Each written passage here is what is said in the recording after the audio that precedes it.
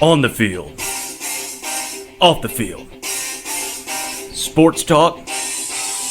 Entertainment and more. This is Sauce on the Side.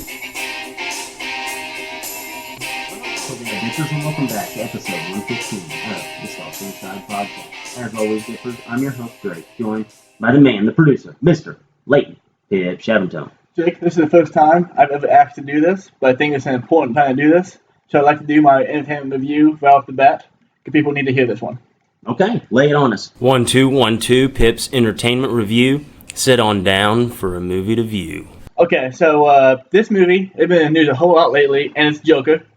It's been in the news basically because, probably it's been in the news because 11 years ago there was a shooting in Colorado, then a Dark Knight. So that all people were sketched out. And then just the theme of this movie is very, very, very, very dark. Like, this could not be more opposite of a superhero movie that you've ever seen, that you'll ever see again, probably. It doesn't have to be a Joker movie. Like, this could have just been a movie about a person dealing with schizophrenia, depression, all that stuff. But the fact that they made it about the Joker really kind of put it all together, made a great, awesome story for it. This movie is strong, it's cynical, it's mean, it's really, really amazing. Todd Phillips directed it. He directed The Hangover. So if you're going into this thinking you're going to watch a movie like The Hangover, you could not be any more wrong than that. This movie is the opposite of The Hangover. Joaquin Phoenix plays Joker, his name's also in the movie, and he does a really, really phenomenal job. I'm pretty sure he's in every single scene of this movie, and it's one of the best performances I think I've ever seen in my life. This movie is in the top 5 movies I've ever watched. Wow. And I've thought about this movie basically nonstop since I've seen it. Wow. It's really, really good, and it's a big part of it speaks to what's happening in society right now. We seem like there's a shooting or something like that every other week or every single week, something like that. And brings it to a new light without really promoting or putting it on a pedestal. And they're seeing in the movie where, this is what happens. A person who doesn't need to have, a gun gets a gun, and bad things happen after that. And if you watch this movie, it does kind of fuck with you a little bit. And coming from somebody who's been diagnosed with mental illness before and still struggling with it sometimes, I'm just going to tell you right now, if you deal with that stuff like I have or do still, this movie's going to fuck you up a little bit. You're going to be bothered by this movie a whole lot. This movie's no movie has affected me more since I watched Requiem for a Dream 3 years ago. I've seen hundreds of movies in 3 years, and this movie definitely messed with me better than that one did. My girlfriend actually wanted to leave the movie. I found out after it ended. She just told me that's hard to sit through. It's very cynical, and this is basically a PSA announcement saying, don't take your kids to this movie. If you struggle with anything like that, go into it very, this is a warning to you. You might have to walk out of this movie. It's just it could be hard to sit through. I didn't find it hard to sit through because I loved it, but my girlfriend wanted to leave. I found out after it. Yeah, I had seen where, the FBI has even been putting stuff out, warning people not to go watch this movie. Yeah, there were 3 cops in the theater the night we saw it. Was that, opening night? Saturday of the opening weekend. But that's not opening. That is unbelievable. Yeah, there were 3 cops in the theater that night, and it was just very, very experienced. People did leave the theater during the movie when we went. People did walk out. And then I've heard from my sister recently that other people having walking out of it. And people are like, is it bad? No, it's not bad. It's just it's mean. This movie is mean as fuck. I wanted to go watch it, but I don't know if I need to now. Because I get way too into movies. Yeah. I know Thomas Shackelford from Santa Barbara take his daughter to this movie, and I told him yesterday, dude, I would not do that. Yeah. This movie would fuck up a little kid. Yeah, and you're usually the kind of person that's you probably grew up the same mantra I did. You just watch whatever. I know I watched it whenever I was 4. Yeah, it's not that big of a deal. Yeah, no, this movie, I don't know. I watched The Exorcist when I was really young, so I happened to be my sister watching it, to not watch The Exorcist, and then I'll never forget. But this movie would have affected you in a different way because The Exorcist, it's obviously fiction. Yes. It happened. This is as real gets. Wow. And this happened to make the background of a Joker origin story. Wow. But like I said, though, So this no is Batman. no Batman. Todd Phillips came out today yesterday and said that Joker in this universe will never fight Batman. And then he came out recently, I think this morning, he said that Walking Phoenix might not even be the Joker, just inspiration for the Joker, even letting you know more that this movie didn't have to be a Joker movie. It could have just been a movie about any person dealing with shit. But yeah, this movie, I mean, it's phenomenal. Like, I love this movie. I'm going to see it again probably. Three dips. Three dips. Hard three dips. Yep. Wow. Yeah, that's kind of crazy, dude. I've never seen where they like put out an announcement like that. You know, and even the movie that they had prior where the guy did the mock shooting like the Joker, like that Joker was not even. I mean, that Joker was great for what it was, Yeah. but it didn't, according to you, kind of hit home. You know? Yeah, no. So I moved that up too. Because I texted my buddies about this. He asked me who I thought was better, Heath Ledger or Joaquin Phoenix. And I still think Heath Ledger was a better Joker, but they were just such different characters. Yeah. Because Joaquin Phoenix, you watch him, like at the beginning of the movie, he's already had schizophrenia and stuff like that. Like, he's already had issues. You watch him slowly become the Joker, and at the end of it, like about a 2 hour movie, about an hour and a half in, it's finally when like he becomes Joker, and it hits you really hard. And it's a movie, and a lot of time in this movie, you're like holding your breath. You're like, "What the fuck's gonna happen right here?" But it's this phenomenal movie, great work on everybody's part. Do you think this could be kind of a role for Walking Phoenix, though, where you know how sometimes a guy does such a good job in one character that it almost, as much as it helps his career, it also hurts it whenever he moves forward. Do you think this is going to be something that's going to always stick with Walking Phoenix just because he did such a good job playing this kind of role that's really just out there? And like his next role, whenever you watch Walking Phoenix, he will never be the same. Yeah, I do. I hope Joaquin Phoenix never Joker again. I hope that this universe ends right here, because not because The Godfather is a perfect movie. The Godfather Part 2 are perfect movie, but there's so many times when you had the sequel just not live up to the expectation of the first one, and I hope that doesn't happen here. But Joaquin Phoenix going forward, I want to see his next role, because this is the first, because he's never been a role like this before, and I want to see what he does next. Because what he does next is going to this re-jumpstart his career. Like he's going to get roles as much roles after this movie. I want to see what he does next. Because what he does next could really put him in the upper tier of actors, or sink him. Wow. Yeah. I think I'll be interested to see that, because you've seen it time and time again. Like, guys just, it's never the same watching them. And Tobey Maguire, Spider-Man. He will always be Spider-Man. Always Spider-Man. And Steve Carell in that movie, Foxcatcher. Mhm. Like, I was a huge Steve Carell fan, and then after that, he did such a good job kind of playing the villain, playing just this. And it seems to be the similar character where you get kind of like an insight of how just messed up this Mhm. individual is, and the guy nails that character to a T, and then the office is ruined for the rest of your life. Yeah. Did you hear about the wrestlers who saw that movie that were coached under that guy? No. They said that movie messed him up. He was so spot on to what he was in real life. You know what's crazy is I actually, one of the guys I coached with was actually around that guy a lot. He didn't actually wrestle for him. He just went to tournaments that his other wrestlers were there. Mhm. And I asked him, I was like, was that pretty spot on? He goes, dude, it was unreal. He said, I watched that movie and my jaw literally dropped. And this is like firsthand interaction with a guy who has also been around him. So I feel like this is something that, Joaquin Phoenix, it's going to be tough. Yeah. It's going to be tough. Yeah, the Joaquin Phoenix. I mean, the best. I wish Heath Ledger lived. Just I guess he loves Dave. I wish he would have lived longer so we could see what happened to his career after the Joker, because that was as good as anybody's been in a movie ever. I wish I happened with that next. But Joaquin Phoenix, I think he should win the Oscar for Best Actor. He won't.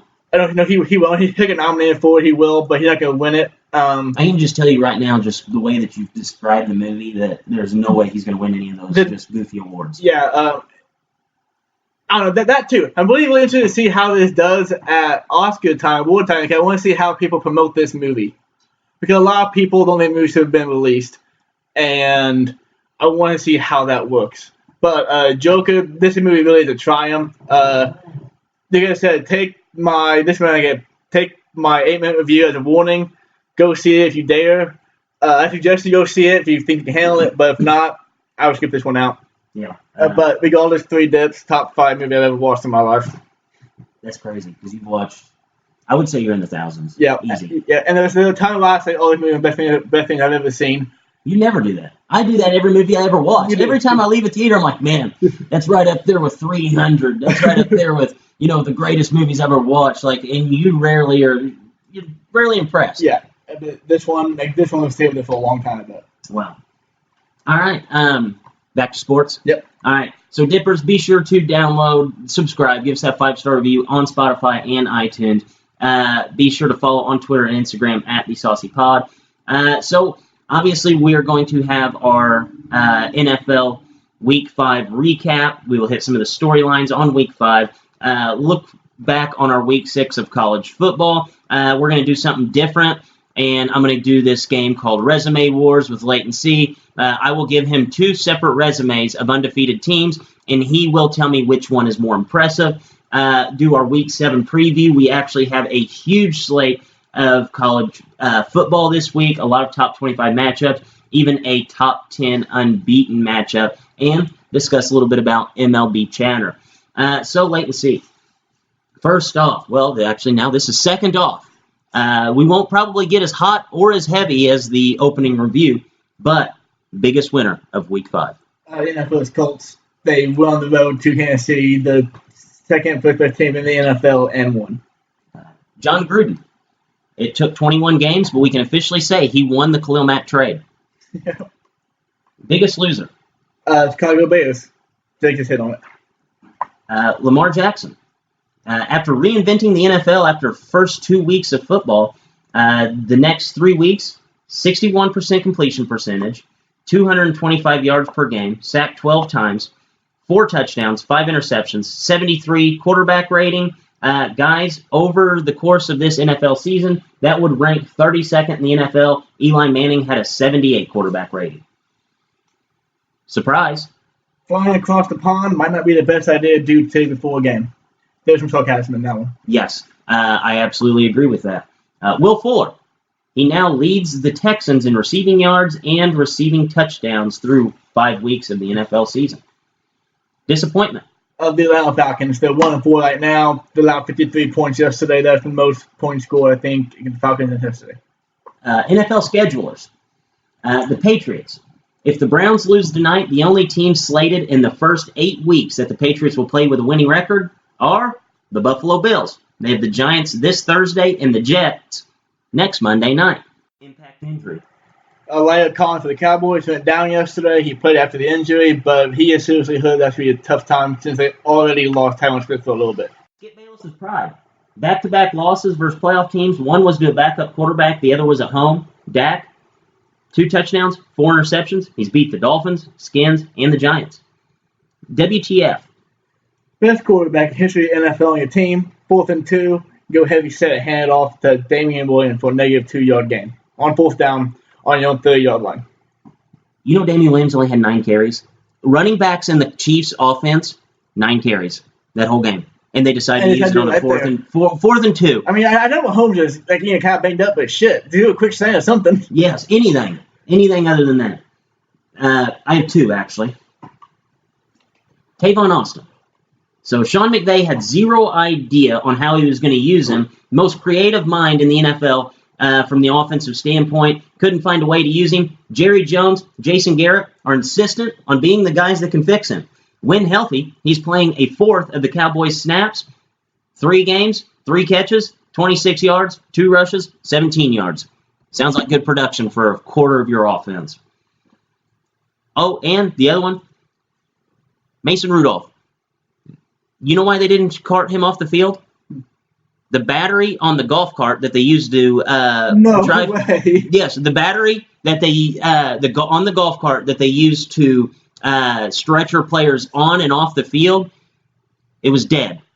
You know what? It's so hard to kill a golf cart battery. Oh yeah, Those things go forever. Those things go forever. I mean, take it from a guy who plays a lot of golf. Those golf carts, they can run forever, probably longer than they should.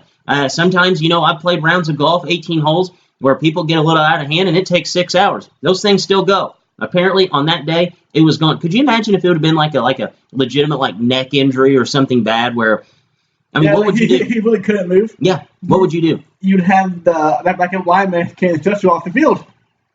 I think Juju would have carried him off the field. Did you see Juju crying? He's just a man, dude. Juju is the best teammate of all time. I will stamp it right there. He learned from the best Antonio Brown. Overreaction. 3 weeks after I proclaimed the AFC division is all over, they're now wide open, with the exception of the Patriots. Patrick Mahomes has lost it. 1 touchdown over his last 2 games. He's only ahead of 1 quarterback that's played over the last 2 games, and that is Kyler Murray, who has 0 passing touchdowns in the last 2 weeks. So you think that Patrick Mahomes is going downhill trend? Oh, he's lost it. He can't quarterback anymore in this league. I think he picked it a little early. Yeah, I mean, what do you expect from a guy who came from Texas Tech, like you see? Probably not throwing 50 touchdown passes in rookie year, semi-rookie year, half rookie year. Ben Simmons rookie year. Ben Simmons rookie year. You have a thought for us? Yes, I do. Earl Thomas, making all of what Vontaze Burfict ever did in this Steelers rivalry look like kid stuff. Mason Rudolph. I don't think it was a dead battery on the golf cart. I think Rudolph just doesn't like to ride on carts. He prefers a sled. Kyle Allen, greatest quarterback in Panthers history. Carlos Martinez, greatest reliever in Braves history. John Gruden, Khalil Mack, who's laughing now. Jared Goff, the definition of pigs getting fed and hogs going to slaughter. Jared Goff, the Pablo Sandoval of the NFL. Dak Prescott, maybe that $30 million a year wasn't so bad. I'm looking into my crystal ball right now, and all I see is Teddy Bridgewater signing an $80 million contract this offseason. Death, taxes, and Jason Garrett having composure in big games.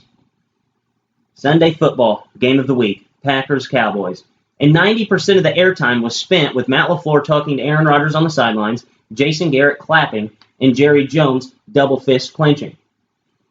How confused would you be if you went to the London game and that was the first NFL game you'd ever seen? You'd believe that the Bears' defense couldn't withstand a stiff breeze, John Gruden is a competent NFL head coach, and Derek Carr is a good quarterback. Dolphins, playing chess, rest of the NFL playing checkers. You can't lose if you have a bye. And there's a new book out this week. It's titled If Dan Marino Played Baseball, and it was written by Clayton Kershaw. And those have been my thoughts. All right, Leighton C. So let's go ahead and get to some Week 5 storylines. So something you've brought up basically every Sunday over the last few weeks, whenever we're watching together, watching flags fly all over the field, you've asked the question several times. Is the NFL product an actually good product? You watch the game, and you watch the game every watch on Red Zone, that basically saves the day, I think. Because how many, there have been, 10 primetime games now? I can think of maybe 3 games that are any good. Then there were several games where the offenses either had awful play calling or couldn't win the ball at all, or the officials took the game into their own hands. And that's probably happening around the league. And I feel it's because we watch Red Zone all day every Sunday for 7 straight hours, of course, free nonstop football action. We don't get to see the greatness. Free plug for Scott Hansen. Yeah, we don't get to see just this awful play calling in every game, the flags just nonstop. I mean, yes, the NFL is probably the best football product out there, but I mean, it's a very good product. No, I hate to say it, but I almost agree with you. Whenever we watch Red Zone, it is a completely different experience than what you get whenever you sit down and watch an actual game. And a lot of that has to do with the amount of flags that we're seeing this year. 2 big emphasis that they were wanting to do this year was really target the roughing the passer penalties and the offensive pass interference penalties, and basically send them on an uphill trend. Over this year, Leighton C, through 5 weeks of football, do you know how many yards worth of flags we've had make an impact on a game? 1,000? 9,928 yards worth of flags. Yeah, I had no idea if 1,000 would be a high or low number there. I just happened how many holding penalties I've seen. But no, I believe it. Yeah, I looked. They showed a stat this week whenever the Broncos were playing, and they were over 100 with a quarter left of football. So in 2018, there were 114 roughing the passer penalties. This year, we're already at 56. We're 5 out of 17 weeks down, and we're already halfway to that number. And then you look at offensive pass interference, there have been 37 already this year. There were 83 of all of 2018. So we're almost halfway there, and we are seriously 5 weeks into the season, and we have 12 more weeks of this. I think the penalties are just kind of taking the edge off of things. You look at the Cowboys game, we had Dak Prescott, who didn't even throw the ball, get a roughing the passer penalty. I mean, I had never seen that before. Dak Prescott pump fakes, somebody touches him in the helmet, he pulls the ball down, takes off running. 15-yard pass interference added on to what the guy had already gotten.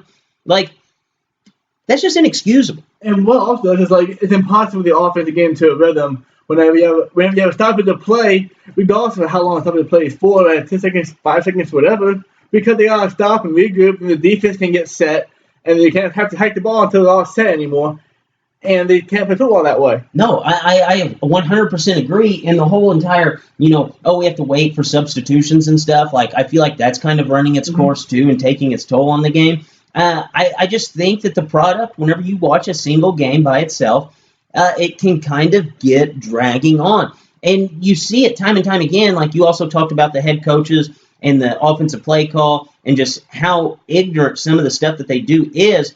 I mean, we have not seen pass interference penalties get overturned, and we're 5 weeks into the season, and what's Jason Garrett doing on the sidelines?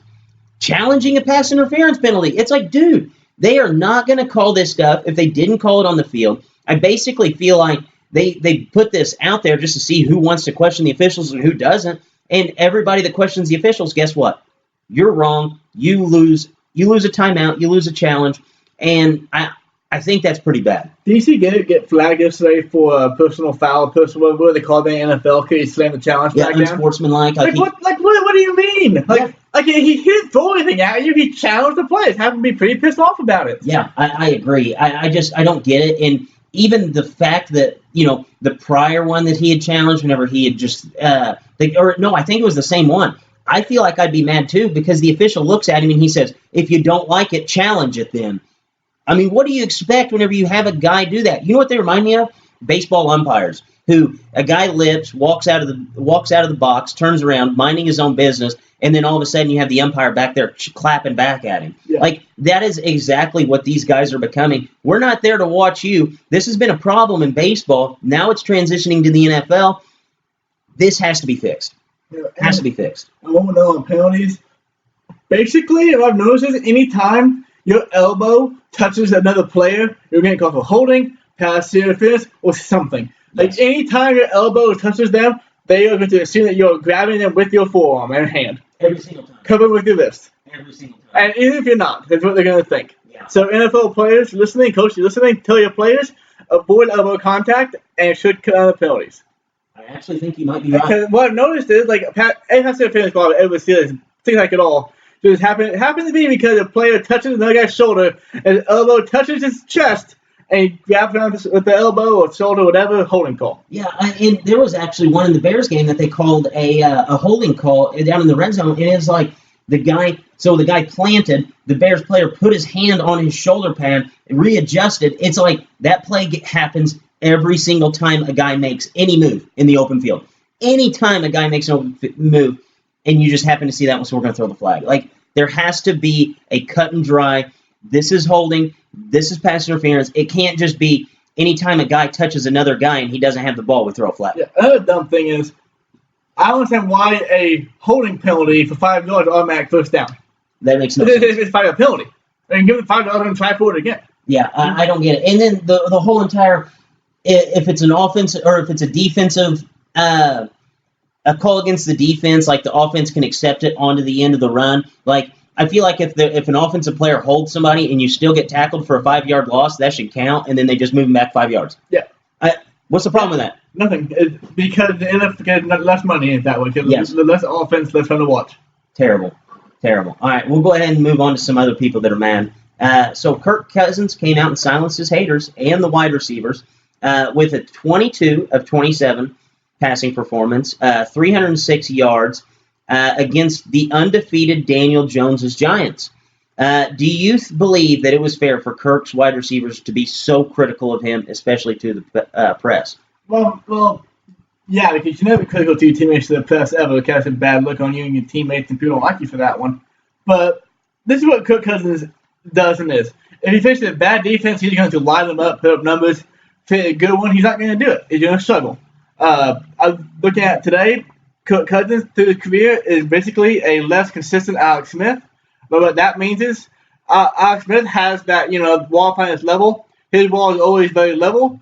Kirk Cousins more like a tsunami. Sometimes the ball was all the way out, but eventually it all comes back in all at once. Dude, I feel like their stat lines are like identical. It's just one has a huge trend Yep. and the other one's just consistent. Yep. So basically, I'm not saying that I don't have Alex Smith and Kirk Cousins on my quarterback, but you look at it that way, it's kind of hard to make the case for Kirk Cousins being a good quarterback. No. I don't think it's critical. I don't think that it's fair to be critical of him. I think that it's fair to be critical of your offensive coordinator because the Vikings team, now they're 3-2. They've lost to the Packers. They've lost to the Bears. Both very good football teams, and they lost to those teams. You look at Kirk Cousins, he's having the second most efficient season of his career. Like, this is what Kirk Cousins is, and we're happy to get one of the most efficient times of him. His passing attempts are down, and that is a direct reason of Gary Kubiak being your offensive coordinator. So Gary Kubiak, I'm going to take you on a little time travel here with Gary Kubiak. He's been an offensive coordinator or a head coach for 22 years in the NFL. He had John Elway or Peyton Manning for 5 years. That's Hall of Fame talent, right? Yeah. That's not debatable. And then you look at Matt Schaub and Joe Flacco. Those guys are competent quarterbacks in the NFL. One won the Super Bowl, one led the league in passing yards. So we have to say that out of Gary Kubiak's 22 years in the NFL, he objectively had a good quarterback under center for 13 years of his career.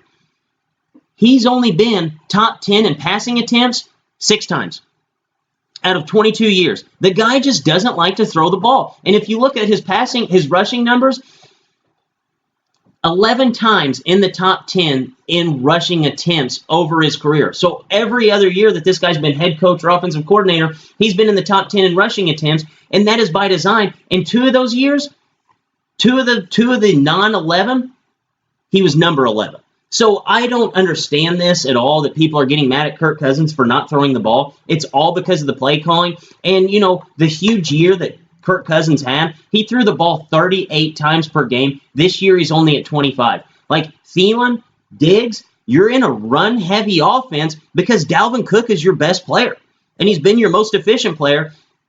Get used to this. Like, Kirk Cousins threw the ball 27 times. That's his average for this year, and they were still efficient. Get open. And Kirk Cousins is, he's not going to find you every time. He's not a great quarterback. He's good. He's good. Gary Kubiak just likes to run the ball. I don't know why so many people are upset about that. Like, I feel like if you're a wide receiver in the NFL and you're winning games and Dalvin Cook's putting up 150 yards, you should be happy. Well, they're mad because they couldn't throw the ball downfield in the best defense in the NFL at home. Yes. Like, that's what people are pissed off about. You're mad because Kirk Cousins did what every single quarterback has done against that Bears defense over the last 2 years. You look at Aaron Rodgers' passing numbers, I'm pretty sure, I can't say objectively, I'm pretty sure Kirk Cousins had more passing yards in that game than what Aaron Rodgers did. Yeah, but ultimately they're all pissed off because you're getting paid $28 million a year. Like, that's also a big part of it. Yeah, it's quarterbacks. And they're stuck with that, and it's what it is. Yeah, you're stuck with him, you're stuck with Kubiak.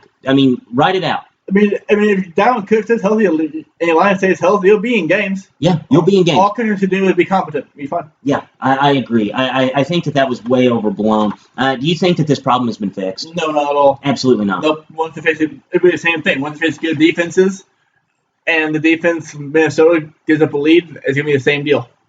Absolutely. I agree with you 100%. I think it's not Kirk's fault. It's a bad problem having a great running back. Is that a problem? It seems to be a problem in Minnesota. They have a great running back. They have a good quarterback, and they have an offensive coordinator. Two awesome wide receivers. Two awesome wide receivers, yes. Minnesota makes no sense. No, it doesn't. And a great defense on top of it. Yeah, Minnesota is an anomaly of sports. Yeah, I just don't get it.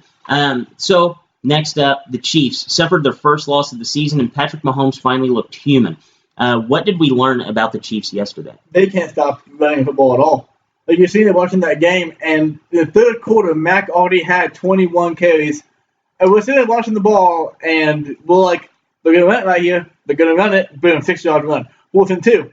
But they run it again. Yep, they get it. And that happened every single Quentin time. Nelson out there with his hat that just says "Run the damn ball." Yeah. Like, dude, if you want to make a statement to your coach without coming out and pointing fingers at everybody, wear a hat in there that says just "Run the damn ball." I mean, that is just about as simple as you can get. And guess what? Guess what they did? The Colts did exactly what they were supposed to. But do you know what I learned about the Chiefs this week? What if you know the Chiefs? Absolutely nothing. Absolutely nothing. Let me tell you this about Andy Reid. This was the same Andy Reid stuff we see every single year. Latency. True running backs. We're talking Darren Williams, Darrell Williams, LaShawn McCoy, Darwin Thompson, the four-headed monster that we were supposed to get used to at the beginning of the season. Do you know how many combined carries they had? Fewer than 10. 9. 9 carries. This is the same thing that we saw in the AFC Championship last year. They had 10 rushing attempts for the running back. They lost that game. Year prior to that, 2017, AFC wildcard game versus the Titans in a game that they were winning at halftime. 11 rush attempts for Kareem Hunt, an all-pro player. 11 rush attempts. 2016, AFC divisional round versus the Steelers. Spencer Ware, Sharkandrick West combined for 9 carries between the two of them. 2015, divisional round, running backs had 23 carries, but Alex Smith threw the ball 50 times. It was a game where it kind of just everything got out of hand. It was a Big Ben game where every team got a ton of plays. Alex Smith throws the ball 50 times. Let's go by the way, all those games within one score. Let's go all the way back to Andy Reid whenever he played in the Super Bowl. 2004, Eagles. They had 16 rushes with Brian Westbrook leading the charge compared to 51 pass attempts. That was the 6th most of his career, and he played 183 games. I didn't learn a thing about this. We've seen this same Andy Reid stuff since 2004, since the guy walked into the league, a pass-heavy attack, not running the ball. Every single time he forgets he has a running back, he loses the game. Yeah. And that's what happens in the NFL. I get it. You have a great quarterback. You have potentially could be the greatest quarterback of all time. If you don't run the ball, you're not going to be successful. Look at the Patriots. I mean, every single year, doesn't matter how good Tom Brady is, they're going to turn around and hand it off to somebody. Whether it's Jonas Gray, Brandon Bolden, list goes on and on of guys. They're going to give them a ton of carries, and they're going to be successful with that. In 2007, we gave Lawrence Filoni. Late in the season, when teams trying to figure out how to start the passing game, Lawrence Filoni had 3 straight $100 games, I think. Yes, unless Andy Reid realizes he has running backs on this team, this is going to be the same exact stuff we see from the Chiefs. Once it gets into the playoffs, it's going to get cold. Cold's really not going to be a factor, but they're only going to run the ball 8 to 10 times. They're going to lose every single game. You can't do it. We saw the Bears try to do it in week 1 this year, and I was the first one complaining about it. No offense can thrive not running the ball. Just look at Sean McVay and his offense without Todd Gurley. Yep, you got to learn to adapt. Yes, you have to adapt, and quite frankly, I really didn't learn anything. What does this say about the Colts, though? They can learn to adapt, and they realize that the play clock is undefeated. If you have a lead, and that clock is 0-0-0, you win that game. So what they do, they got the lead, and they milk that clock.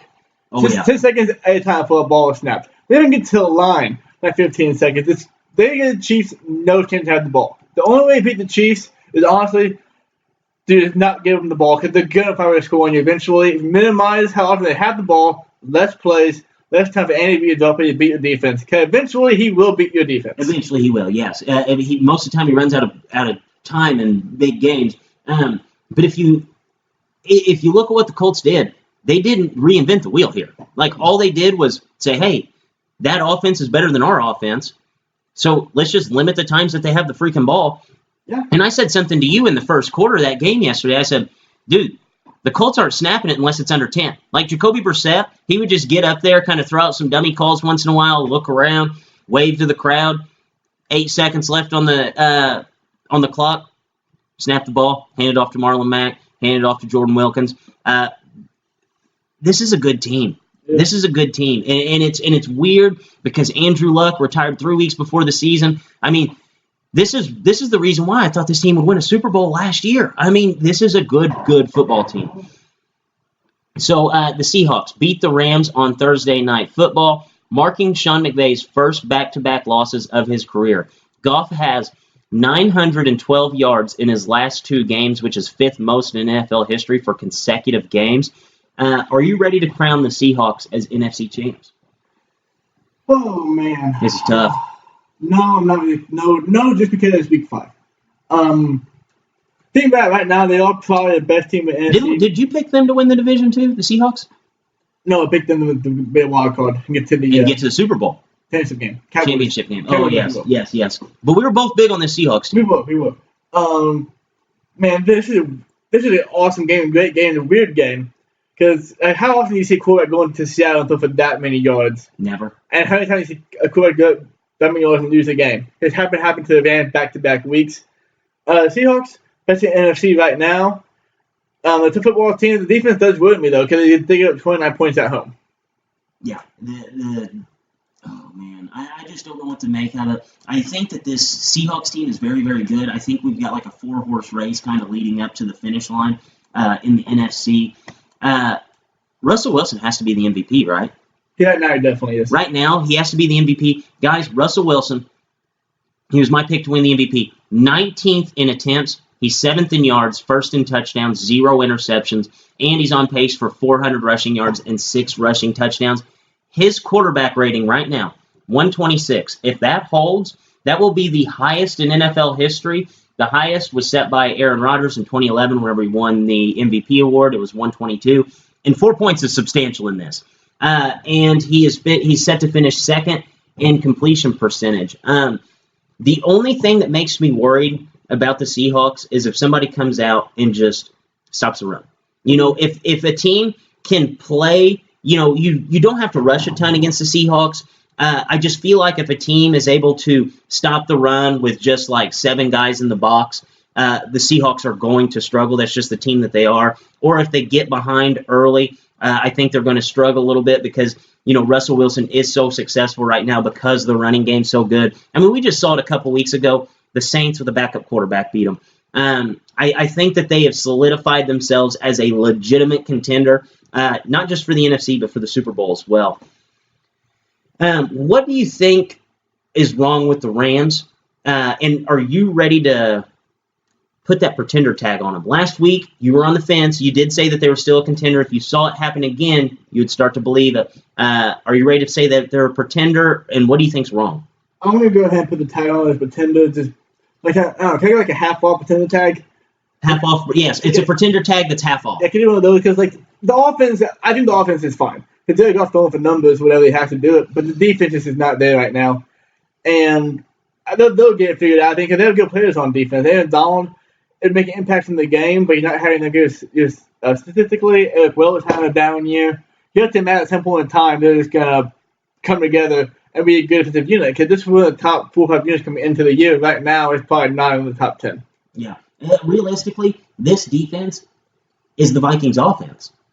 Like, you look at it, and you have playmakers all around, and just nobody's making plays. Mm-hmm. And, you have a guy that, should be spearheading this thing in Aaron Donald, and he's kind of getting a pass out of all this. Mm-hmm. Everybody's been talking, is Todd Gurley hurt? Is Jared Goff just a bad quarterback? Is Sean McVay finally been figured out? Well, guys, they scored 40 points 2 weeks ago. They scored 29 points just last week, and then now we're still questioning just the offensive side of the ball, and Aaron Donald just kind of flies under the radar, even though he's not having that statistical, game-breaking type of season. I mean, last year we saw this defense play a shootout against Kansas City, and everybody was basically still crowning this defense just because they made the 2 or 3 plays necessary to pull that game out.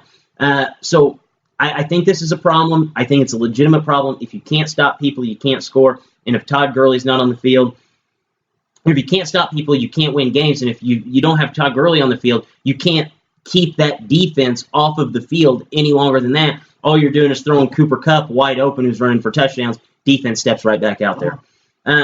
So the Packers absolutely wax the Cowboys and intercept Dak Prescott 3 times while doing so. The Cowboys are now 3-2, with their 3 wins coming against teams that are a combined 2-12. Leighton C., are your Cowboys in trouble? You like what I did there? Yeah, I did. So they're definitely not in trouble. I think they'll be okay. Basically what happened yesterday was Ezekiel Elliott was averaging over 6 yards per carry, but the kick the football carried down by so much. The defense can stop Aaron Jones just like one of the times for a touchdown. Tournament game, they could run Zeke another 8 or 9 times. He could have 130, 120 yards. They'd be fine. The big problem here, though, is Dak. And I felt like Kellen Moore, for some reason, thought that the Packers weren't going to get a hold of last week's game film from the Saints. Yes. Like, I don't know how you didn't get a hold of that one, because what they do is put the best guy in Mark Cooper. Now, Cooper made an awesome play for that touchdown. He looked like a superstar that he is. As a matter of fact, in 16 games with the Cowboys, he has 1,400 yards and like 10 touchdowns. Yeah, it's crazy. Crazy like that. So so they'll be fine, but I mean, Dak has to play better. Like Dak made bad throws yesterday. It wasn't the receiver's fault. He just missed through he missed guys. Like 2 or 3 picks we happened to see live, and they were awful. He threw behind the guy one throw, and then had another time. Just not even close to the receiver. Well, if you ask Skip Bayless, he said that only one of those interceptions was Dak's fault. He blamed it on everybody else, even though one of them bounced off of Amari Cooper, and he was talking about last week how Amari Cooper is just this unreal talent that nobody in the NFL can guard. Mm-hmm. So, I mean, Dak missed the throw. It's as simple as that. And I think this is what I was just what I said in my thoughts. Pigs get fed, hogs go to slaughter. This is what happens whenever you go out there and you just absolutely throw money at everybody on the team, mm-hmm. and you have guys like Jalen Smith, who's supposed to be, the leader of this defense, biggest help in the run stop support, and you have Aaron Jones running down the sidelines, waving at the whole entire Cowboys mm-hmm. defense. Yeah, him and Leighton Van has been awful yesterday. Absolutely terrible. Like, where are they at? Leighton Vander Esch, I feel like, is like a one-hit wonder. Is he a product of the media? Yeah, he was a product of the media. I complained about that all time last year. Jalen Smith, he's a very good football player. He just isn't playing like a good football player.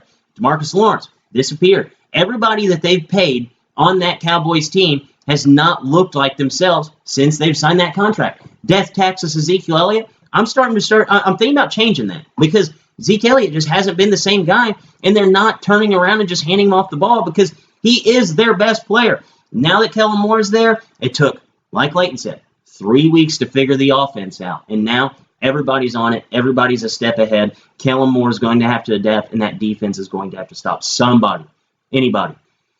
They'll be fine, though. Super Bowl bound. Oh, man, it's tough to say.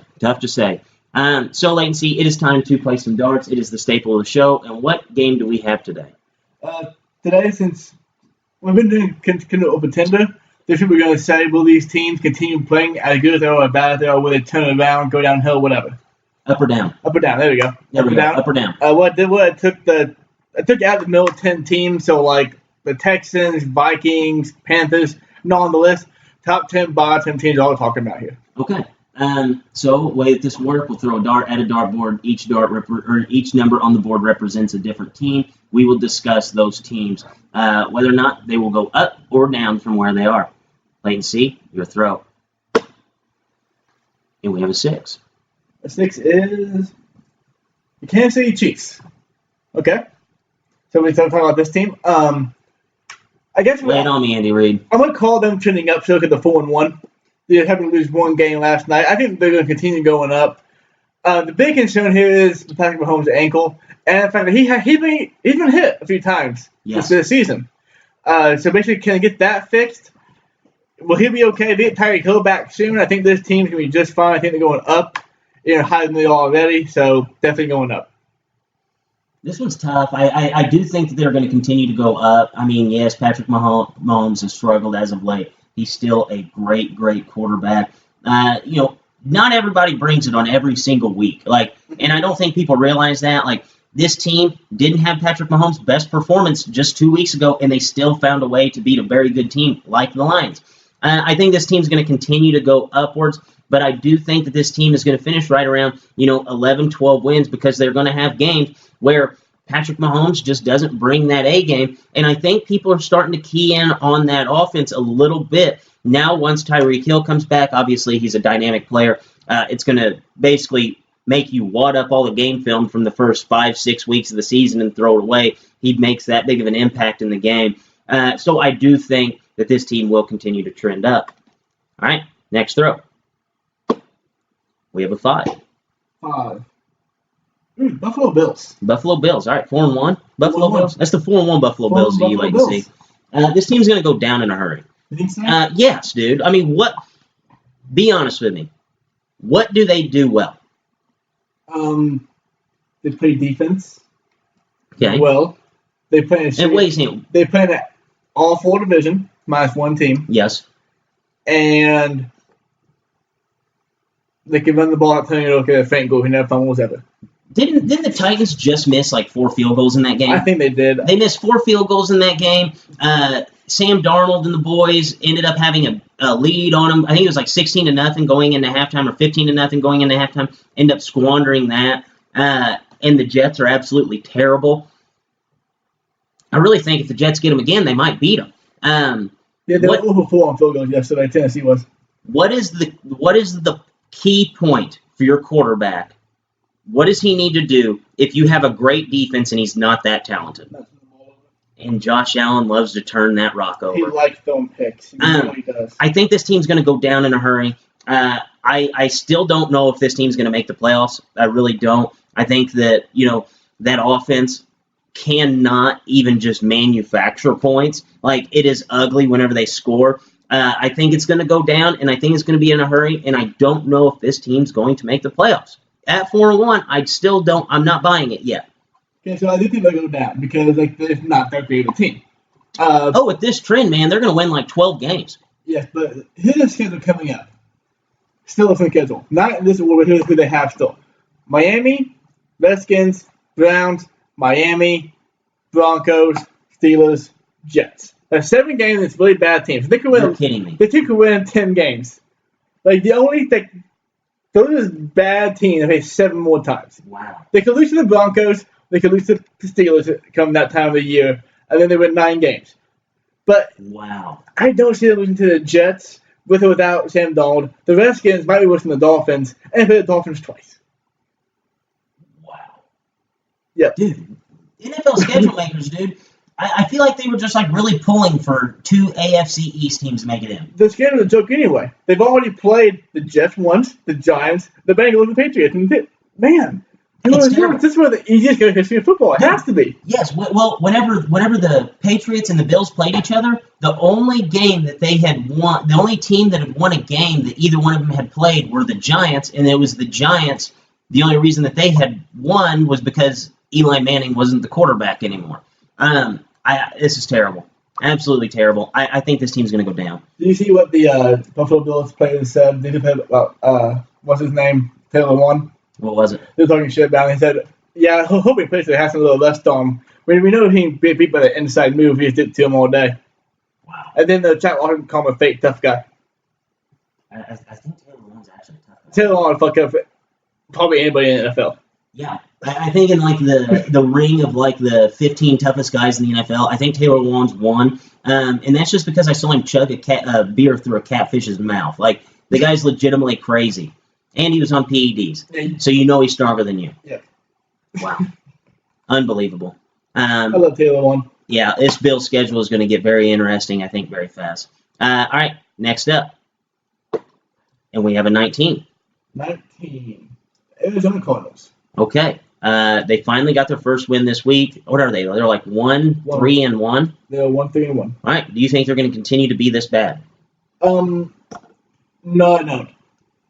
To make sure you have a rookie head coach, actually, I'm going to take that back. I'm important right here. They're going to continue to be that bad because a coach who is not good in college cannot succeed in the NFL. Said that last year, I'm going to stand by that take. So I'm going to say no, it will not be. Will Kyle Murray get better? Naturally, yes. Will Cliff Kingsbury get better? Naturally, yes. But that does not mean that they will find success in the NFL. Will Arizona in Week 12 be better than they are in Week 5? Absolutely, because they have young players. That's how natural progression of things work. Cliff Kingsbury is a smart... Patrick Peterson's coming back, too. Yeah, next week, isn't he? Soon? I think it's like 6 or 7, week 6 or 7. Okay. So Cliff Kingsbury, smart guy. He has to be an NFL head coach. He'll get better at play calling. Kyler Murray, we know he didn't do that great in the whiteboard test and the combine interviews, but still, natural progression, he will get better. So yes, they will trend up, but they will not be a good team at any point in time this year. I think you said it perfectly there. That they will get better, but they will not be a good team. You look at this team though; they tied the Lions. The Lions are a very good football team. They win against the Ravens. Jury's still out on the Ravens. Ravens do have a winning record. What was the big selling point on Cliff Kingsbury, though? The offense. The offense and his ability to take risks with that offense. In that Ravens game, I feel like he's being way too conservative. In that Ravens game, they kicked 3 field goals. They lost the game by a touchdown, and their farthest field goal was 22 yards. That means that they kicked 3 field goals either on the 7-yard line or closer. If you're going to be this offensive wizard, like we've seen with Sean McVay, like we've seen with Doug Peterson, like we've seen with Frank Reich, what do those guys do? They go for that. Yeah, they go for it. They would have went for it every single time. A 7-yard line or closer, all your offense has to do, get me 7 yards. And if they did that, we'd be looking at a Cardinals team that's, 2-1, 500, and we'd be talking about this team potentially, with Kyler Murray progressing, taking the next step. I do think that this team will get better. I think Cliff Kingsbury is going to get himself into a spot where he knows he has to take those risks in order to be a good NFL head coach. Somebody around him needs to be in his ear saying every single risk that we can take, we need to do it. We don't have that talented of a team, so we need to get every single point that we can get. And if that works out, this team they'll be a pesky team. They'll be what's the word that most people use for that? A thorn in the side. A thorn in the side's a good way to say it. But a team that just is hard to put away. They never win any big games. I can't think of it. I don't know. I think Pesky's okay. I think Pesky is okay to fit that Pesky. bill. All right, so our last throw. And we have a 10. A 10. Atlanta Falcons. Oh, man. 1-4. There's no way they are this bad. No way. I don't see how they could be. Yesterday, man. That was terrible. The bill on the Texans, they want to touch the field, and they just let it happen. Yeah, and, Dan Quinn came in as this, defensive guru, this big stud on the defensive side of the ball, and really all he's done is just kind of lay an egg since he's been there. I think they need to be going for after his job. I hate to say that because NFL, guys, I hate to talk about a guy getting fired, but if you look at what is going on in this room, obviously the talent's there. You have everything in place that you need to succeed. And the defense is falling apart right in front of your eyes. I feel like it's the Chicago Cubs situation where, hey, we need a new voice. Mm-hmm. And if they get a new voice, or if Dan Quinn finds enough to pull this team together, they're as talented as any team in the NFL, and they should be winning these games. The crazy thing was, they were up by 1 point at halftime of the game yesterday. It was 17-16. And they lost by 30. Bill O'Brien made the adjustments. Dude, if you ever get out X to nose in the second half against Bill O'Brien, I feel like you just automatically lose your job. If Bill O'Brien completes a comeback after halftime against your team, you should be fired on the spot. I don't care if you're Bill Belichick. I don't care if you're Jay Gruden. You lose your job. Yep. Big thing in fact, they only got 2 sacks, which don't get sacked, don't get pressure, which means that Will Fuller could run it out for 10 seconds to get open. Yes. Which is what they want to have happen. Yeah, and I think 10 seconds is all Will Fuller has in his lifespan for this season. So it's going to get rough. All right, I like that game, latency. All right, next up, we have Week 6 college football. So we are nearly halfway into the college football season. This is time where everybody starts to bust out their resumes. Oh, yeah. Already. Yes, dude, it is like the March Madness thing where you do the resume A, resume B, which team should be in the tournament. But I think I'm going to open some eyes here. So what I did was I took 2 undefeated teams. There's only a handful of undefeated teams in college football right now. More than a handful, more than what you expect, actually, for Week 6 to already have come and gone. So I took only undefeated teams. I put both their resumes down on paper. And I didn't try to show bias with it. I was just like, hey, this team has this team has that. So let's go ahead and try to play which resume, latency. All right, latency. So we're going to do this A and B. Team A. They have a top 20 offense and defense. They have wins against 2 teams who have spent time ranked. 1 on the road, 1 at home. So they have two wins against teams that have spent time in the top 25. They have not allowed more than 21 points all season, and they have not scored under 21 points all season. 0 interceptions thrown through the first 5 games. They average 6 yards per carry and are holding opponents to 3 yards per carry. Team B. They have a top 20 ranked offense and defense. And I'm not skewing this at all. Top 20 means that is your bottom. Yeah. They have wins versus 2 teams who've spent time in the top 25. They have not allowed more than 21 points in a game, and they have scored 21 or more points in all 5 games. Their quarterback has 8 touchdowns to 5 interceptions. They average 6 yards per carry and are holding opponents to 2.8 yards per carry. Latency, which resume do you prefer? Team A or Team B? Team A. Okay, so you chose Baylor. And Team B, Clemson Tigers. Is that not? So Baylor right now looks better than Clemson on paper. And dude, I did not skew this. This was both teams. Their baseline was 21, and the most points that they'd given up was 20. I think Clemson was 20. So, hey, numbers never lie. Yeah. So right now, I think Baylor, they just cracked into the top 25 this week. Clemson Good job, Baylor. Yes, good job, dude. Not right from the bottom. Yes, Matt Rule has done a great job with this team. And actually, we had a guest on that had talked about how Baylor was a team to watch out for in the Big 12, and he might have been right. So the best coach team in the Big 12. I don't know about with Lincoln Riley, but nonetheless. So Baylor is greater than Clemson in Latency's eyes. By the way, now I'll tell you this little nugget. Don't let me forget the nugget at the end. So next up, Team A.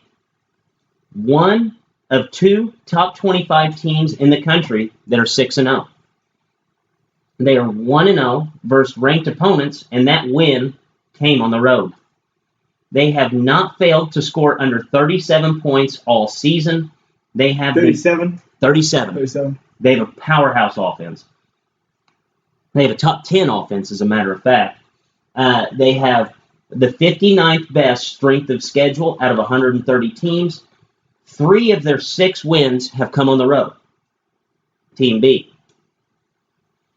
They're 5-0. Top 10 in both points per game and points allowed per game. They have 0 wins against top 25 teams and have only played 1 true road game. Their best win came against a 4-2 team at home, and it was a 17-10 win. Their strength of schedule, 88 out of 130 so far this season. Latency, do you choose A or B? It has to be Team A. Has to be Team A. Yeah. You chose the number 21 SMU Mustangs. And Team B, number 10, Pitt. Who's number 10? No, not Pitt. Pitt. I was thinking about the team they beat, Penn State. Oh, shit. I was going to say, Pittsburgh number 10? Pitt was their best win. I saw Pitt. I knew I couldn't say it because it'd give it away. Okay. Yes, Penn State is ranked number 10 with the number 88 strength of schedule so far, 0 top wins against the top 25, and have played 1 true road game. Okay, yeah. I mean, your name definitely matters here. Yes, it absolutely does. So far you've chose the little guy. Let's see if we can switch things up here, okay? All right. So, Team A, 5-0. 1-0 versus top 15 teams in the country. They are outscoring opponents on average per game, 43-6. They have a top 11 offense and the number 1 defense in the country. Their quarterback completes passes at a 75% clip. He has 1 interception. They have 457 yards of offense per game, and they have pitched 3 shutouts. Team B, 5-0, 0 wins against the top 25. They are 1-0 in true road games, outscoring teams 51-15. Number 3 offense, number 14 defense. Against Power 5 schools, they are giving up 19 points per game. Their quarterbacks, as well, have 1 interception, 75% completion percentage, 555 yards of offense, and 0 shutouts on the season. They have the strength of schedule of 56. So I'm going to go with Team A. Okay, guess who Team B is? Yes. Boise State. No. Team B is Alabama, and Team A is the Wisconsin Badgers. Really? Wisconsin is good as shit. 43-6. Wisconsin is ranked number 8 right now, and Alabama is ranked number 1. So actually, now that Cincy has made it into the top 25 now, do you want to hear the 3 teams that Ohio State has played, what they're outscoring these teams by? Yeah. 124-17. Love the Nugget. Yeah, that's the nugget of information. Ohio State 124-17. against 3 teams that have been in the top 25 this year. Because you have Michigan State, you have Cincy, and then there was one more on there. I can't remember who it was, but it was an absolute throttling. I think they gave up 10 points. No, it was Nebraska. Oh, yeah, it'd be like 49 something on that. Yeah. And they gave up 7 of their 10 points that day. Man, that's They played Cincy and beat them like 49-0. This is a tough team. Yeah. So I thought that was kind of fun to do. I enjoy it. And it's kind of resume stuff. Yeah, and it's definitely eye-opening to see just like how much does your name matter, because obviously the bigger brands have the higher seating in this. But I mean, realistically, should they? Yeah. You know, I don't think that they should. And what you said kind of points that in the right direction. Well, the biggest crime in college football, probably college sports in general, is back then in college football, where you rank at the beginning of the season matters so much. Yeah, I don't even know if they should do a preseason ranking. Just give me week 1, you know? But they don't get any ranking until week 9 or whatever the college football playoff week. You know, if they didn't do a ranking system until week 6, if they busted it out this week, we would have Ohio State and Wisconsin, maybe 1 and 2. I mean, realistically, they may be 1 and 2 in the country. Should be awesome if they didn't do a ranking at all, and nobody had any idea what was going to happen. And the playoff show comes out, who's going to be? No one has any idea. Yeah, nobody has any idea. No, but then you run into that spot where, you know, you have 2 guys who are at the bar who are just like as casual sports fans, and they'd be watching like 2 teams that have, you know, not lost a game all year and not realize it was actually a good matchup. True. Yeah, imagine watching a game of the 2-6-0 team with no numbers next to the names. Never really good. Yeah, and I feel like that's what SMU did for like the first 4 weeks of the season. All right, let's see. By the way, Shane Buechele, he's the quarterback at SMU. He has not lost a game. Sam Ehlinger's lost 1. No. So, good job, Tom. Yep. Good choice. All right, so week 7, college football preview. We have number 6, Oklahoma, at Texas, who is number 11. Number 11, Texas, now has had 2 home games where they have been bigger, says 7 points or bigger dogs. So, number 11, okay? I think the only people who buy into this team are the people who make the rankings.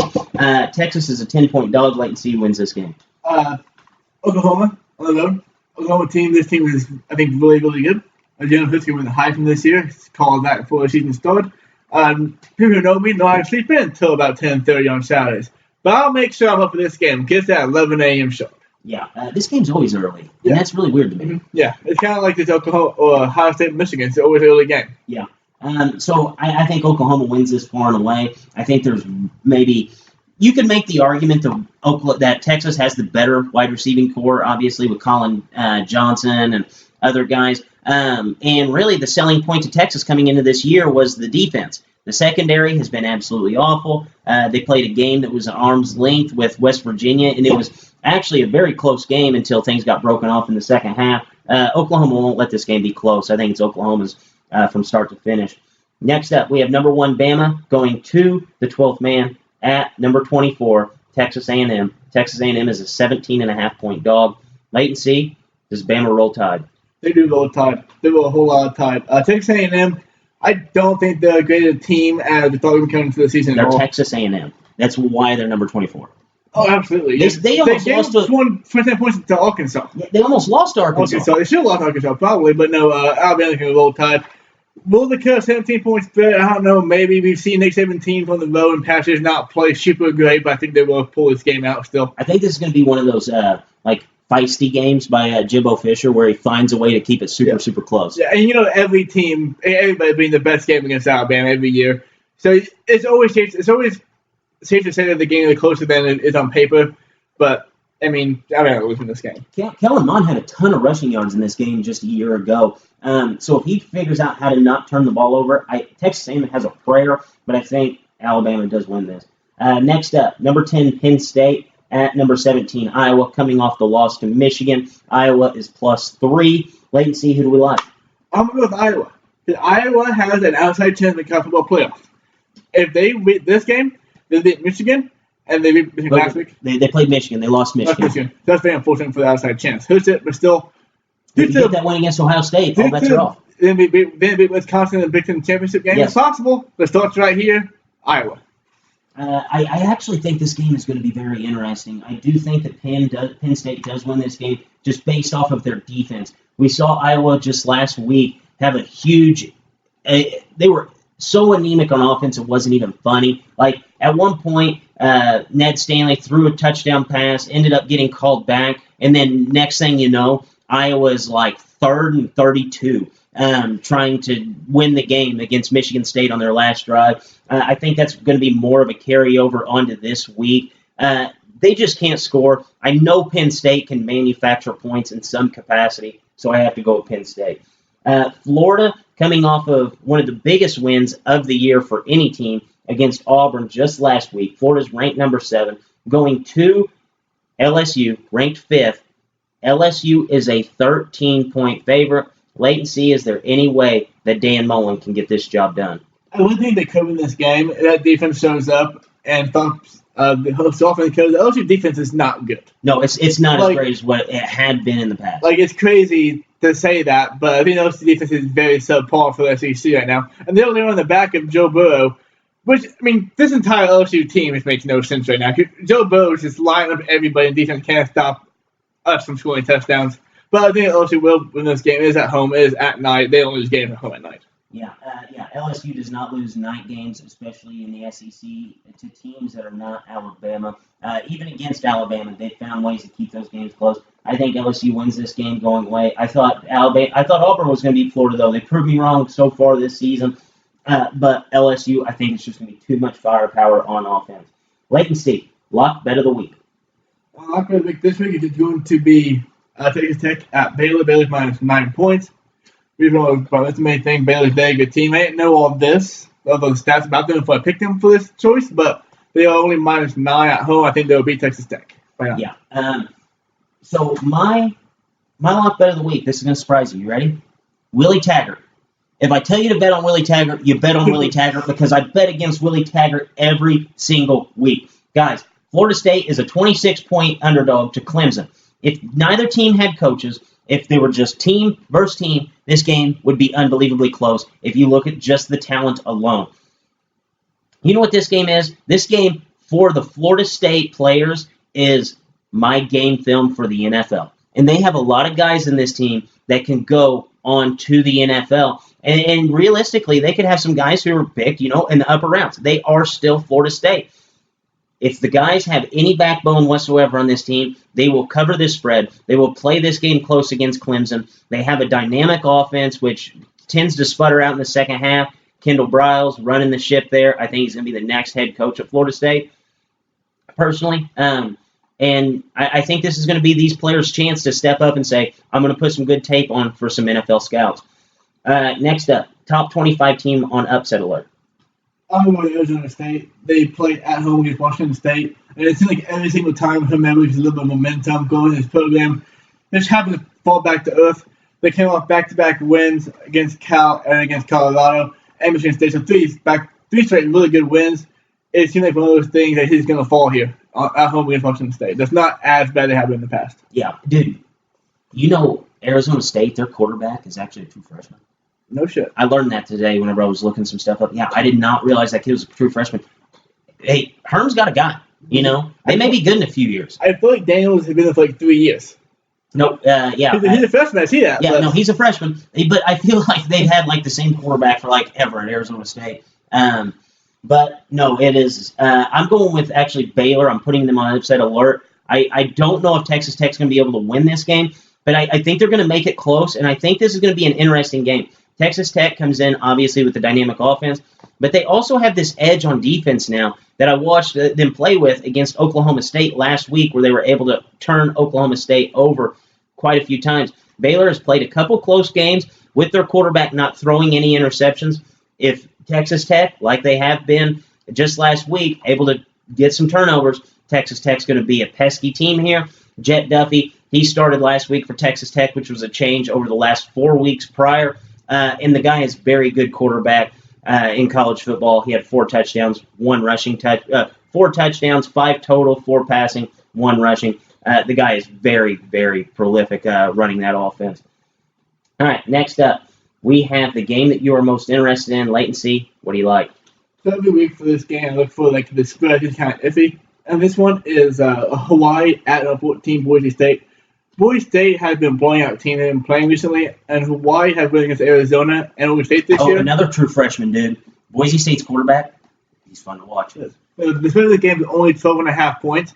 For being at home, I feel like that's kind of a low spread for Boise State, being like 14th in the country, and Boise State has a really good home field advantage. That game I kind of want to watch here. And, No, I do. and Hawaii is putting up numbers like they always do. So I kind of see them flying over basically a pond to get to Boise State. Yeah, no, so it was like 2 weeks ago. I saw a stat on Hawaii. I think they'd only lost like 1 game going into that time. And they had a negative turnover differential that was like -5, and they were still figuring out ways to win. Kind of crazy in that game. The game to watch this week, in my opinion, is Oklahoma versus Texas, guys. Texas fans, they've taken over Twitter, and they just like are all about this team, thinking this team's back, thinking that the Big 12 is something that it's not. The Big 12 is Oklahoma. That's it. If you didn't have Oklahoma, you would be the Pac-12. Realistically, I mean, these teams just kind of feast up on each other. Nobody's really better than the other one. I think this is going to be a huge statement game to whether or not we believe Texas is back or Texas is who we thought they were, and Oklahoma just happens to have the best coach in the Big 12. So latency, it is time for the shittiest take of the week. Each week, we watch a lot of sports talk television, listen to a lot of sports talk radio, hear a lot of bad takes. But what is your shittiest take of the week? Well, I think we came from Stephen A. Smith today on the Bugsy College show for the Take Show. First take. He wants. So, Redskins this morning fired Jay Gruden, and we know it's the Steelers right now 1-4, and I can get from Mike Tomlin there. He wants Mike Tomlin to have full control of the Redskins. Now, that's a fine take to have. But it's week 5 of the season, Mike Tomlin still has a job. And there's nothing in the world to indicate he's going to get fired this season after quarterback got hurt. Haven't they only had 3 head coaches in Steelers history? Yeah. And they're not going to fire They're Tomlin. not going to fire Tomlin. Yet Big Ben blows his elbow out. It never In happened. the year that they're no longer without Le'Veon Bell, the year that they're no longer with Antonio Brown, like, this was a huge changing of the guard for this Yeah, guy. like this year could not have gone any worse for Mike Tomlin. He thinks he's going to get fired this season, and he's ready to give him full reins of Washington Redskins. So, I mean, it's not an awful take to have, but it's just think that not time for the take yet. You know, we've seen this work out great for teams in the past. I mean, you look at guys who get full control of things. John Gruden, Bill O'Brien. I mean, the only one that it's ever really worked out for was Bill Belichick. And the guy's not a human. So, absolutely terrible take. And to think that Daniel Snyder is actually going to go out and give somebody full control of something is just so bizarre to me. There's no way Mike Tomlin gets fired. I mean, there is a route to where he gets fired. Maybe they just want to just shake things up, you know, changing of the guard since everything turned over last year. I doubt it's going to happen. But absolutely terrible take. My shittiest take, so I have to do this when the Cowboys lose because the guy basically loses his mind.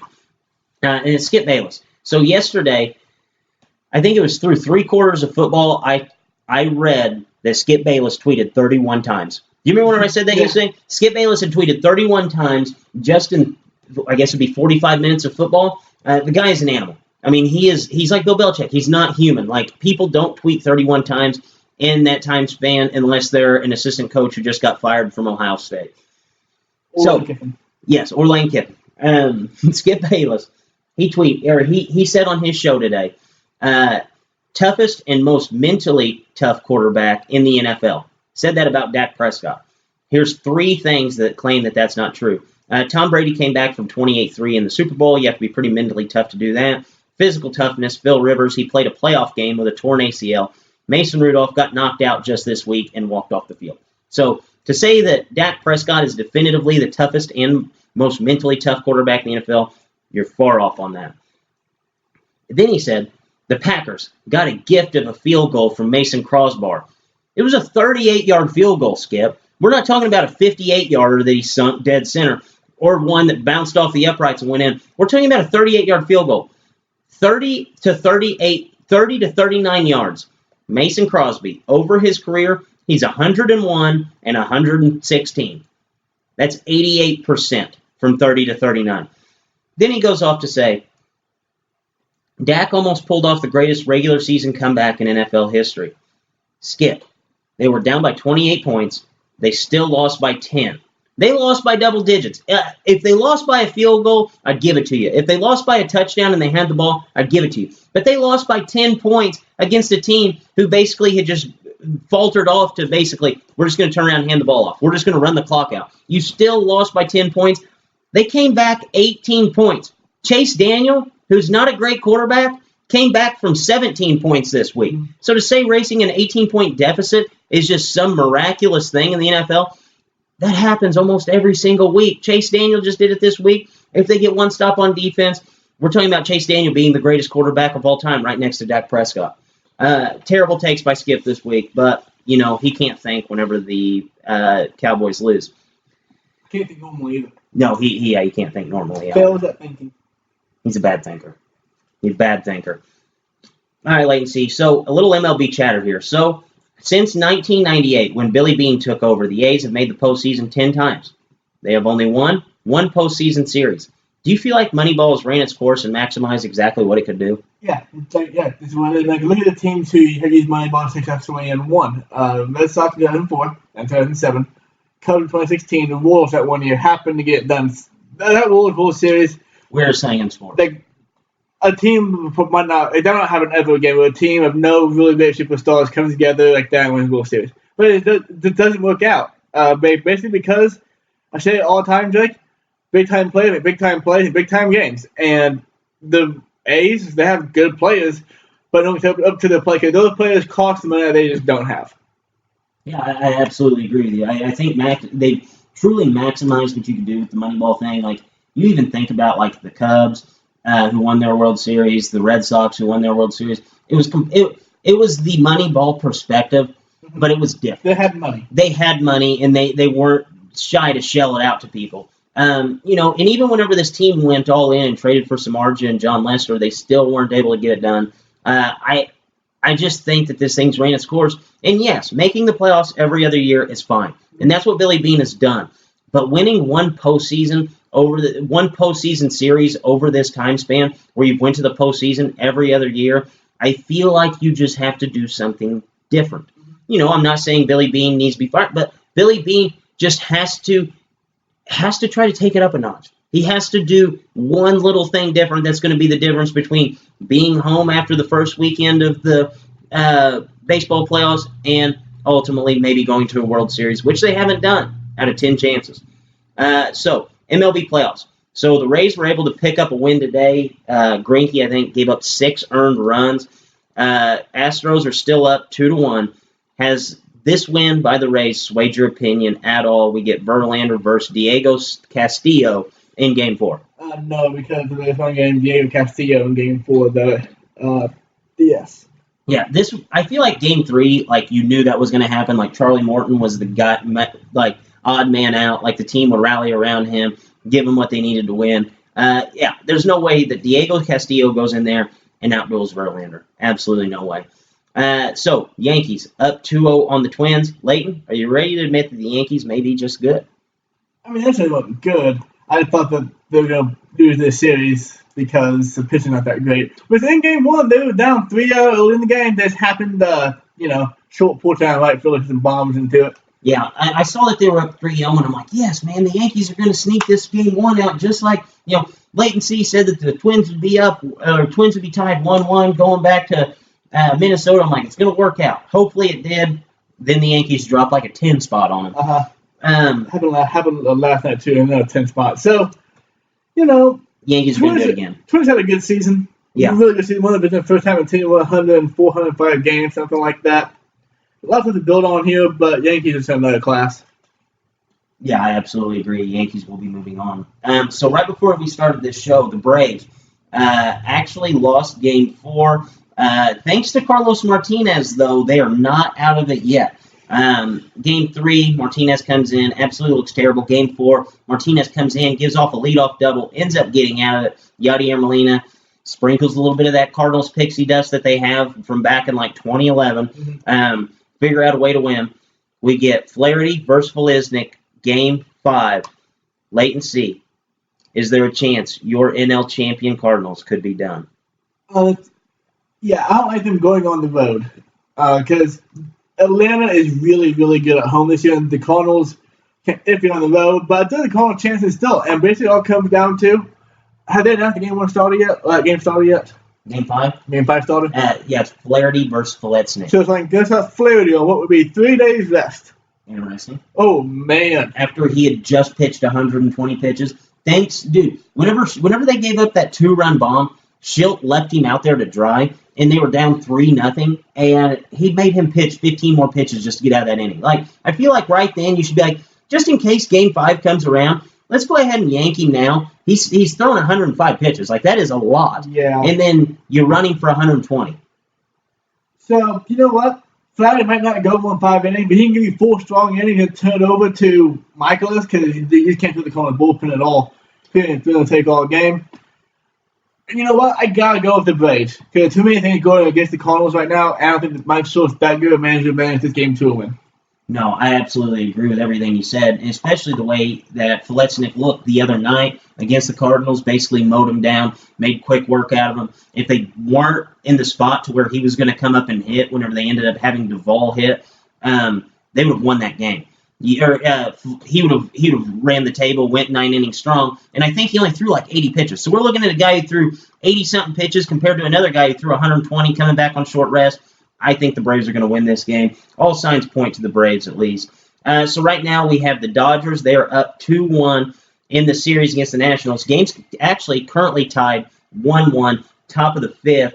Scherzer's went almost 5 innings strong now, giving up 3 hits, 1 earned run, 5 strikeouts. Back to the Max Scherzer we know and love. So do you think that the Nationals will end up winning this series? I do not.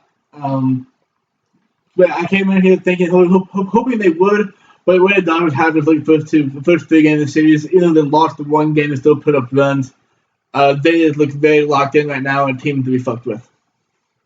I disagree. I think Scherzer's going to ride this game out, win Game 4. Then you're looking at Strasburg, Game 5. I think it could actually be Strasburg and Kershaw, which would be actually very, very interesting.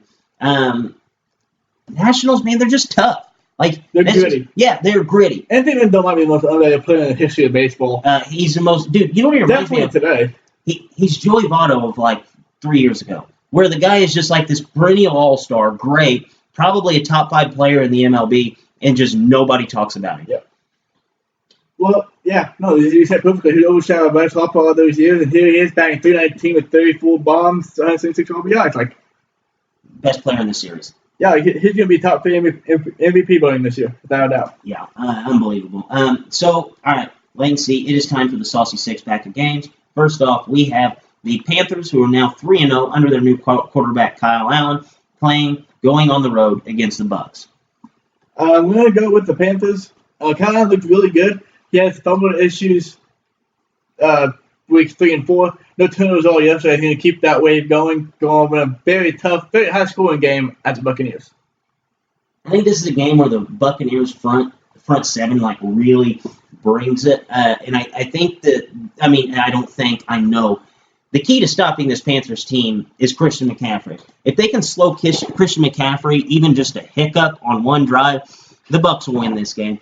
I'm going with the Bucs. I think that front 7 will stand up, show a little bit of backbone, and ultimately get this job done against the Panthers. And I didn't expect this to be such an intriguing matchup, if you were going to look ahead from week 1. Next up, we have the Saints going to the Jaguars. Who do you like? I'm going to go with the Saints. The 3-0, and I tell you, Bridgewater is playing really good. He saw him yesterday actually be able to stretch the field for the first time so far. So, a whole new dimension for him. Jalen Ramsey, will he play for the Jaguar with his quote-unquote tight back? Probably not. So, Saints. Yeah, did you see that he was actually in a picture with Deshaun Watson? Yeah, he flew Houston, though. Game? Yeah, he was okay. He was okay to sit in a plane for that long with a tight back. You know why I'm picking the Jaguars here? Why? This game's a pick'em from Vegas. Jaguars win this game. Jaguars are going to win this Jaguars game. win the shit out of this game. If I smell something that's just not right, it's not right. This is second bet on the Saints. Yes, this is a sucker bet if I've ever seen one in my life. I'm going all in on the Jaguars this week. 49ers at the Rams. Let me see. What do you like? Go with the Rams. The 49ers are the biggest faux pas and the team left the NFL. Rams are going to get it back together. Stop the 49ers offense and win the game. Yeah, I think this is going to be one of those games that Sean McVay comes out, and he's not just trying to beat another team, but he's trying to dismantle Kyle Shanahan. He's trying to prove that he is the ultimate muscle when it comes to the offensive side of the ball in the NFC West, and the Rams get this job done. Eagles at Vikings. Who do you like? I'm going to go with the Vikings in this one. I think this game rematch to the 2017 championship game. I think this game, these are two teams all year long. You don't know what they've been. They both look great at times, but look awful at times. I think this will be a very, very good game, very competitive game, but I'm going to go with the Vikings being at home. You ready for me to deem this one phrase here? The Kirk Cousins game. Okay, so not pick 'em. I thought you were going to say this pick 'em. No. Eagles -5. I thought you would go. Okay. No. I don't know what the spread is. I think it's actually Vikings -3. So I sniffed that one out too. This Vikings defense is different at home, and I think that they're going to have enough to stop the Eagles on a few important drives where this Vikings offense I think is going to flourish this week because the Eagles are very, very bad at stopping the pass. I know last week they looked great against Luke Falk, but outside of that, they haven't looked good against anybody all season.